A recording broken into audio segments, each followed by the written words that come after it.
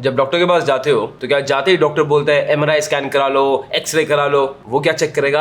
आपकी pulse, heart beat, throat, फिर देखेगा कि आपको बीमारी क्या हो सकती है, उसके हिसाब से डायग्नोसिस होगा, राइट? वेल, आज मैं आपको बताऊंगा स्टॉक मार्केट में एक शेयर की पल्स, थ्रोट, हार्ट बीट ये कैसे चेक करना है। आज मैं आपको बताऊंगा 5 ratios that you should check before investing, so that आपको पता चल जाएगा इस स्टॉक की हालत है कैसी। चलें, आओ।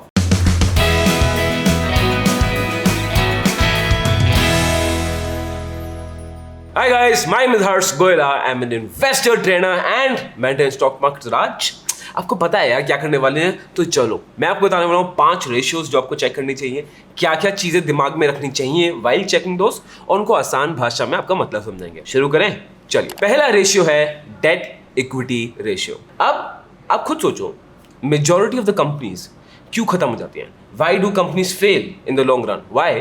बिकॉज उन पे डेट बहुत ज़्यादा होता है, उधारी बहुत ज़्यादा होती है, एंड 99.9999% कंपनीज इसी चक्कर में फेल होती हैं। अग्रीड? तो डेट इक्विटी रेशियो में बताता है कि जो कंपनी की उधारी और डेट है वो कंट्रोल में है भी कि नहीं। सो डेट इक्विटी रेशियो का फॉर्मूला होता है डेट अपॉन इक्विटी। अगेन, मैं यहाँ पे आपको अकाउंट्स एग्जाम पढ़ने कराने नहीं आया हूँ, मैं आपको मैथमेटिक्स समझाने नहीं आया हूँ, मैं बस आपको फॉर्मूला बताऊंगा और फिगर्स आपको फिजडम प्लेटफॉर्म में सारे मिल जाएंगे। तो आपको कैलकुलेट करने की जरूरत नहीं है, बट जरूरत है इन फॉर्मूलाज को समझने की जो मैं समझाऊंगा। ठीक है, डेट अपॉन इक्विटी। डेट क्या होता है? Debt is the amount of financing जो कंपनी ले रखी है, जिसको पे बैक करना है in a fix period of time, उसको प्रिंसिपल देना है प्लस उसमें कुछ इंटरेस्ट भी देना है। और अगर ये पैसा टाइम पे नहीं दिया तो पेनल्टी बहुत मेजर लगती है, कंपनी के एसेट्स भी ली जा सकते हैं। डेट। अब उसके नीचे आ गया इक्विटी। अब इक्विटी जैसा शब्द हम सब ने शार्क टैंक में बहुत सुन चुके हैं, equity equity equity. Well, equity क्या होता है? आप उस कंपनी की ओनरशिप ले रहे हो। तो जब आप स्टॉक मार्केट में इन्वेस्ट करते हो, आप कंपनी की ओनरशिप ले रहे हो।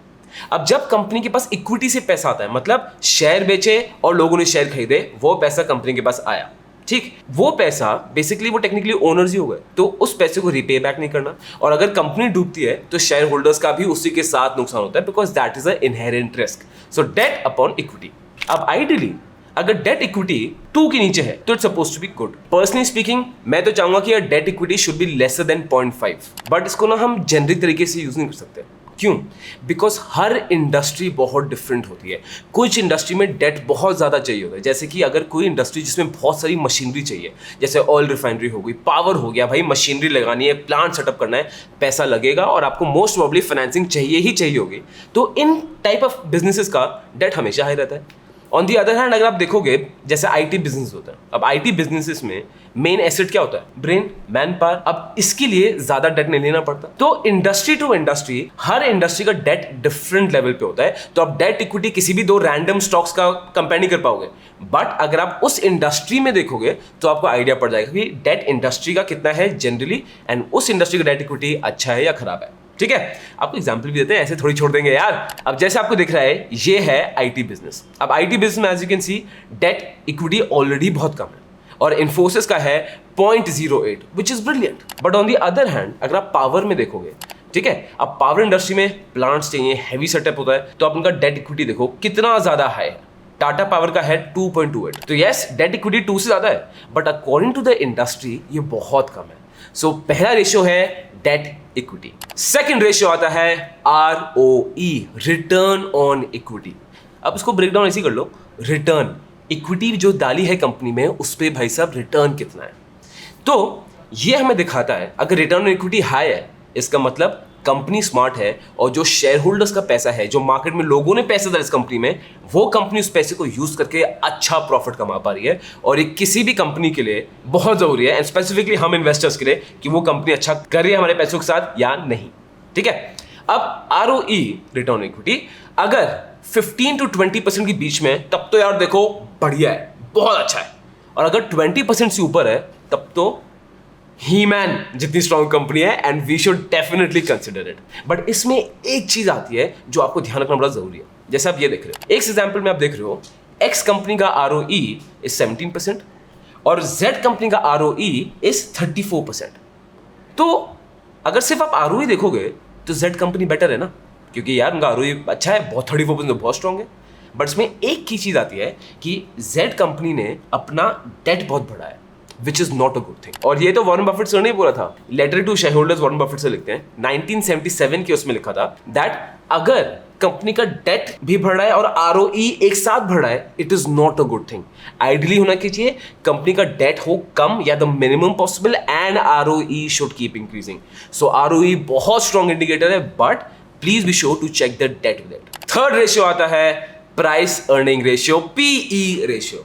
मुझे पता है आप देखो इसी का वेट करते कि आपको पता था तो आना ही आना है, बट यार देखो मैं भी एक चीज का वेट कर रहा हूं, वो है आपके सब्सक्राइब बटन दबाने का। तो प्लीज क्लिक इट, बिकॉज ये भी मुझे पता है आप आज नहीं तो कल सब्सक्राइब करोगे ही करोगे, तो आज कर दो तो मुझे तो बहुत खुशी मिलेगी। चलिए दोबारा टॉपिक पाते हैं, प्राइस अर्निंग रेशियो।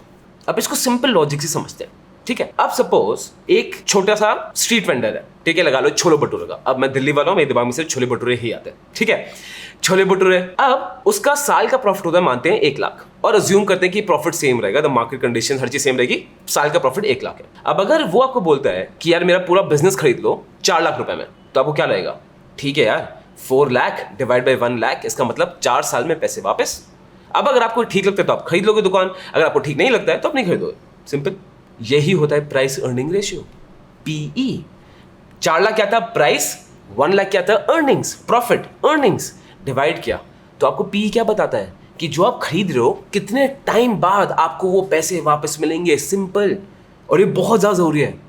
उसी एग्जाम्पल वापस जाते हैं, 1 लाख का प्रॉफिट हुआ था, 4 लाख में दुकान बेचा था। अब मानते हैं बोलते हैं कि यार चलो 4 लाख नहीं, मेरी दुकान 2 लाख में ले लो। आप क्या बोलोगे, अरे ये तो बहुत ही अच्छा है, क्यों? 2 लाख डिवाइड बाई 1 लाख मतलब 2 साल में पैसे वापस, और उसके बाद मुनाफा ही मुनाफा। तो पीई जितना कम हो उतना बेटर है। अब वही 4 लाख की दुकान को अगर वो 40 लाख में बेचेगा तो आपका प्रॉफिट 10 साल बाद होगा, तो आपके लिए वो लेस अट्रैक्टिव बन जाता है। आप देख रहे हो, तो पीई क्या है, the lesser it is the better it is. अब हमें कंपनीज का भी पीई देखना है, बट अगेन इसमें एक गलती आप प्लीज मत करना। लोग क्या करते हैं, रैंडम स्टॉक उठाया, कोई एफएमसीजी उठा लिया, ऑटोमोबाइल उठा लिया, उन दोनों की पीई कंपेयर कर रहे हैं, ये गलत है। अगेन हर इंडस्ट्री बहुत डिफरेंट होती है। जैसे आप रियल एस्टेट का देखोगे तो रियल एस्टेट की अर्निंग बहुत डिफरेंट है, वो शुरू करेंगे 10-15 साल बाद पूरे पैसे आएंगे, उनका अर्निंग बहुत डिफरेंट है। रही बात एफएमसीजी, वो बनाएंगे, टर्नओवर पीरियड बहुत कम है, सेल भी कर देंगे, उनकी अर्निंग जल्दी हो जाएगी। सो पीई आप कंपेयर करते हो with in that industry itself. आपको एग्जांपल दिखाता हूं। अब ये है देखो पेपर इंडस्ट्री। अब पेपर इंडस्ट्री में आप देख रहे हो, अब इन सब की पीईज हम मैच कर सकते हैं। जैसे अगर एग्जांपल ले रहा हूं, जेके पेपर की पीई है 10.50, तो ये ऑटोमेटिकली बहुत ज्यादा अट्रैक्टिव बन जाता है। सो पीई क्या होना चाहिए, सेम इंडस्ट्री में ही कंपेयर करना उनको, और the lower it is the better it is. Fourth ratio है profit earning growth, PEG. Yes, third ratio PE था ना, अब मैं बता रहा हूं पीईजी जो इसका बड़ा भाई है। अब इसका लॉजिक आपको समझा रहा हूं। सबसे पहले जैसे आपको ग्राफ दिख रहा है, ये क्लियर है कि जैसे जैसी अर्निंग्स बढ़ती है वैसे वैसे ही मार्केट्स मूव करते हैं। अल्टीमेटली शॉर्ट टर्म में प्राइस इधर उधर कहीं भी जा सकती है, बट लॉन्ग टर्म में वही कंपनी अच्छा परफॉर्म करती है जिसकी प्रॉफिटेबिलिटी अच्छी होती है, जिसकी अर्निंग्स अच्छी होती है, राइट। तो आप बोलोगे हर्ष ये तो पीई दिखाई रहा है, तो पीईजी क्यों चाहिए? पीईजी इसलिए चाहिए बिकॉज प्राइस अर्निंग ना एक फैक्टर जो कंसिडर नहीं करता है वो है growth. Growth as in for the past 5 years वो कंपनी कितने ज्यादा परसेंट से ग्रोथ की है। और हम तो इन्वेस्टर्स हैं, हमें क्या मतलब है, जिस कंपनी की ग्रोथ ज्यादा हो उसी कंपनी को ज्यादा मजा आने वाला है हमें, राइट। तो पीईजी इस ग्रोथ फैक्टर को लेता है।